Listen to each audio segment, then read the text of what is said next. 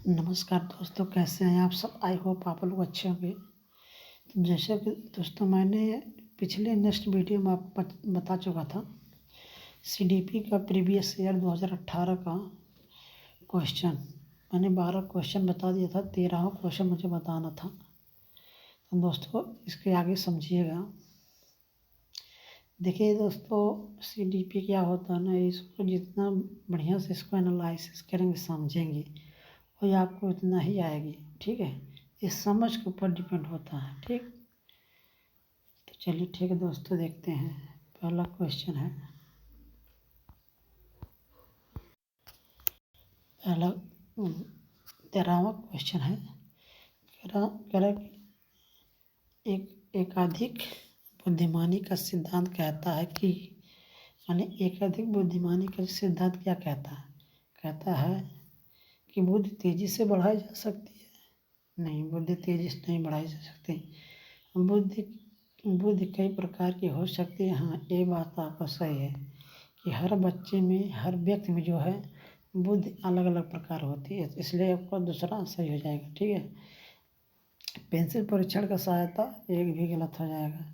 प्रभावी अध्ययन के द्वारा बुद्धि बढ़ाई जा सकती, ये भी गलत है। प्रभावी अध्ययन द्वारा नहीं बढ़ाई जा सकती बुद्धि। ठीक है, आपका 14वां देखिएगा। इसमें क्या रहा है कि शिक्षक सीखने के लिए मूल्यांकन और सीखने के मूल्यांकन दोनों का उपयोग करते हैं। ठीक है, तो बच्चों की प्रगति और उपलब्धि स्तर को जानने में। ठीक है, आगे देखते हैं। बच्चे की सीखने की ज़रूरतों को जानने में तथा तदनुसार रणनीति को चयन करने में, ये आपको गलत हो जाएगा। अत्यधिक अंतराल वाले बच्चों को प्रदर्शन आकलन करने और उनके प्रदर्शन को प्रमाणित करने में।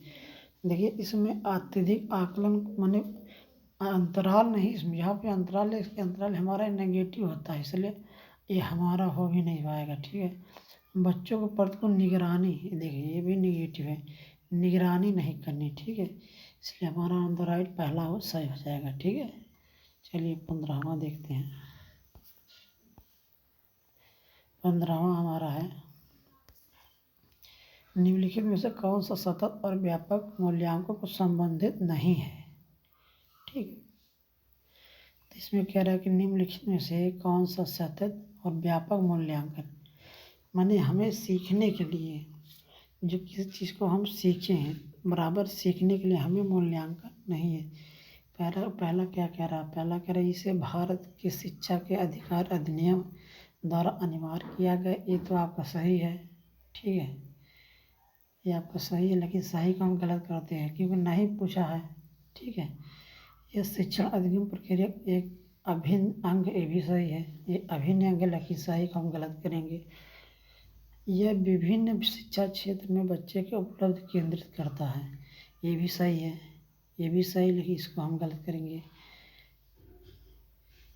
यह बच्चों को धीमे, खराब, बुद्धिमान के रुचि में चिन्हित करने में उपयोगी, चिन्हित नहीं करना। ठीक है, व्यापक और सरल मूल्यांकन में चिन्हित नहीं करना। ठीक है, ये चिन्हित हमारा क्या नेगेटिव है, इसलिए ये भी हमारा गलत हो जाए, इसलिए जो गलत का इसमें नहीं पूछा, इसलिए हमारा ही वाला आंसर सही हो जाएगा। ठीक है, चलिए नेक्स्ट वाला देखते हैं।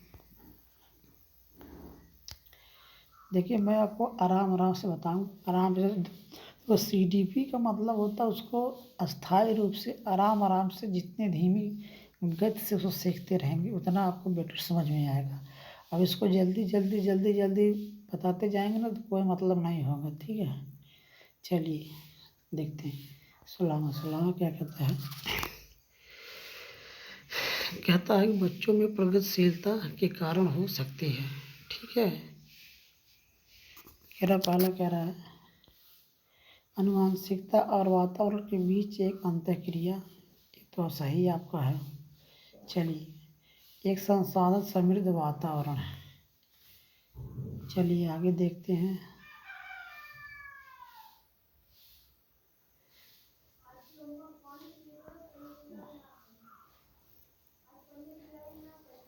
सफल माता पिता, ये भी आपका गलत है।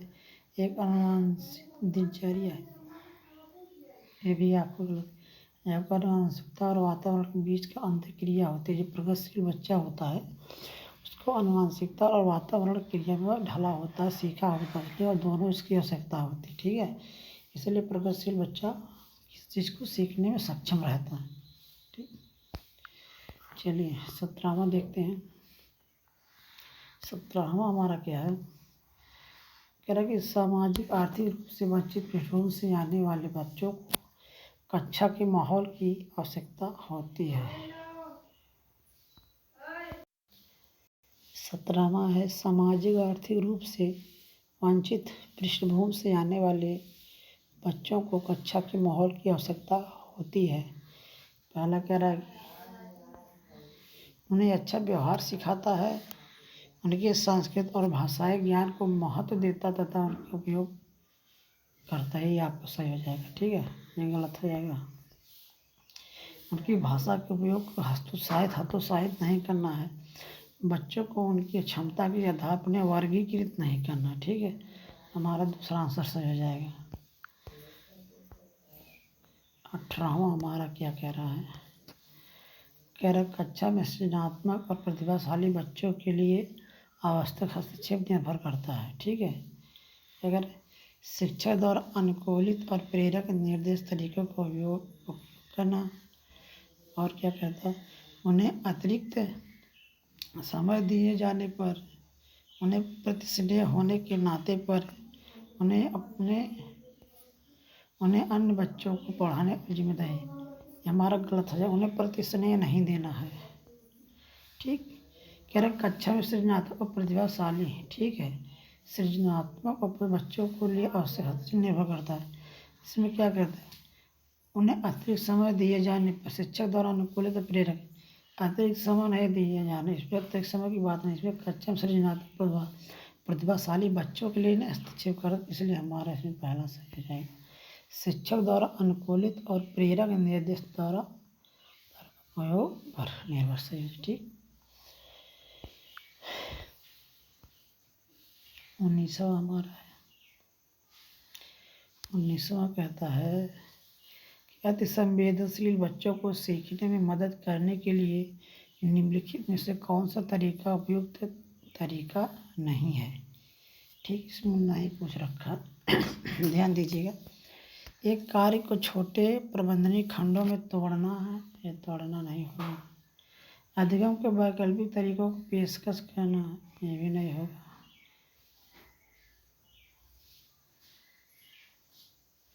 ये आपका हो जाएगा उनके दैनिक कार्यक्रम में शारीरिक गतिविधि का समावेशन, ये भी नहीं होगा क्योंकि नहीं क्वेश्चन पूछ रखा है। तो कह रहा बेचैन होने पर अक्सर उन्हें फटकारना, यही आपका नेगेटिव है क्योंकि बच्चे को फटकारना नहीं है। ठीक है,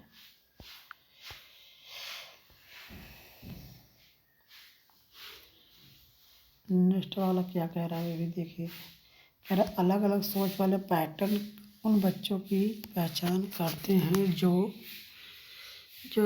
किस तरह से ग्रसित होती है। ठीक है, अलग अलग सोच वाले पैटर्न कैसे ग्रसित होते हैं, क्या उन्हें विकलांगता होती है, क्या विकलांगता से ग्रसित होते हैं, नहीं है, आपको गलत हो जाएगा। डिसलेक्सिया पठन से नहीं, ये भी गलत है। सृजनात्मक सोच, ठीक, अलग अलग बच्चे क्या करते हैं, सोच से ग्रसित होते हैं, सोचना करते हैं। प्रतिस्थाई ये भी नहीं होगा आपका तीसरा सही।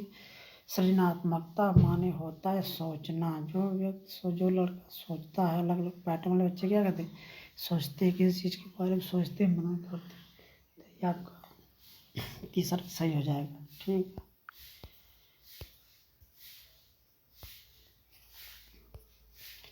21वां देखिए। 21वां क्या कहता है, निम्नलिखित में से कौन सा शिक्षक द्वारा कक्षा में बच्चों के लिए समस्या हल करने के तरीके का वर्णन नहीं कर सकता। ठीक है, चलिए इसको देखते हैं, ये भी नहीं पूछ रखा, इसमें देखिए नेगेटिव पूछ रखा। ठीक है, ठीक, देखिए पहला क्या कह रहा है, किसी विशेष समस्या को हल करने के बारे में अपनी विचार प्रक्रिया पर चर्चा करना। ठीक है, किसी विशेष समस्या को हल करने के लिए देखिए विशेष जो होता है ना, ये भी ज़्यादातर आपको नेगेटिव में ही इसको लिया जाता है। ठीक है, तो विशेष प्रकार का नहीं होगा, हमारा गलत हो जाएगा, क्योंकि नेगेटिव पूछा है तो ये तो सही है, लेकिन इसको नेगेटिव पूछा है तो नेगेटिव हम नेगेटिव आंसर कर कुछ हल करते समय गलतियों को कहने के लिए प्रति ईमानदारी रखना, ये भी आपको सही है, लेकिन हमें गलत करना पड़ेगा। ठीक है, सोच विचार परीक्षण और विभिन्न उत्तरों जैसी शब्दावली का उपयोग करना, ये भी आपका सही है, लेकिन हमारा गलत माना जाएगा, क्योंकि नेगेटिव पूछा है। अभिसरण उत्तरों वाले प्रश्न, अभिसरण वाले हमारा ये सही हो जाएगा, क्योंकि नेगेटिव का नेगेटिव ही रहेगा। अभिसरण वाले प्रश्न ऐसा कुछ नहीं, अभिसरण माने क्लोज इंडेड क्वेश्चन जो होते हैं वो नेगेटिव ही होते हैं। ठीक है,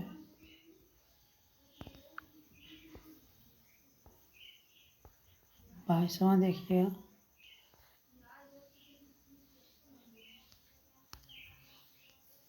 निम्नलिखित में से कौन सा एक संवेग है। संवेग, देखिए संवेग माने होता, जैसे मान लीजिए रास्ते हम चल रहे हैं तो हमें क्या है, कोई चीज़ अगर एक बैग दिख जाता है तो हम चकित हो जाते हैं, डर जाते हैं, तो हमारा संवेग जागृत होता है हमारे अंदर। स्मृति तो हो, स्मृत मेमोरी है तो होगा नहीं। ठीक है, डर, फायर, ठीक, डर, हमारा डर सही हो जाएगा, जैसे इंग्लिश में फायर बोलते हैं। ध्यान, तीसरा ध्यान, ये हमारा नहीं होगा। उत्तेजना, उत्तेजना नहीं होगी।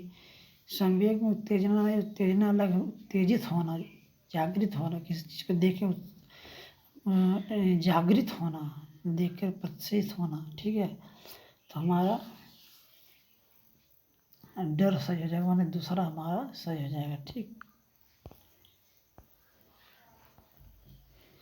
एक 3 साल का बच्चा बताता है कि दूध बूथ पर एक मशीन द्वारा दूध का उत्पादन होता है। निम्नलिखित में से कौन सा बच्चे की समझ का सबसे अच्छा स्पष्टीकरण प्रदान करता है। ठीक है, तो इसमें हमारा हो जाएगा, बच्चे को दुनिया को बहुत सीमित अनवर ज्ञान है, ये गलत है। बच्चा 3 साल का बच्चा है, वो क्या जाने बच्चे की दुनिया की बहुत सीमित हो, कि उसको क्या मालूम दुनिया क्या है कैसे नहीं, उसको ज्ञान ही नहीं कुछ है। बच्चे का जवाब दूध बूथ से दूध खरीदने के अपने अनुभव पर आधारित है। हाँ, ये तो सही जाएगा। बच्चा क्या, जो मशीन है, मशीन को देख कर क्या कह रहा कि जो मशीन है वहाँ पे क्या दूध खरीदा जाता है, वहाँ पे दूध मिलता है। ठीक है, उन्हें बच्चे गाय को कभी नहीं दे, बच्चे क्यों नहीं गाय को देखा होगा, ये हमारा गलत हो जाएगा। बच्चे का परिवार बच्चे को प्रेरक वातावरण प्रदान नहीं करता, ये हमारा गलत हो जाएगा, यानी दूसरा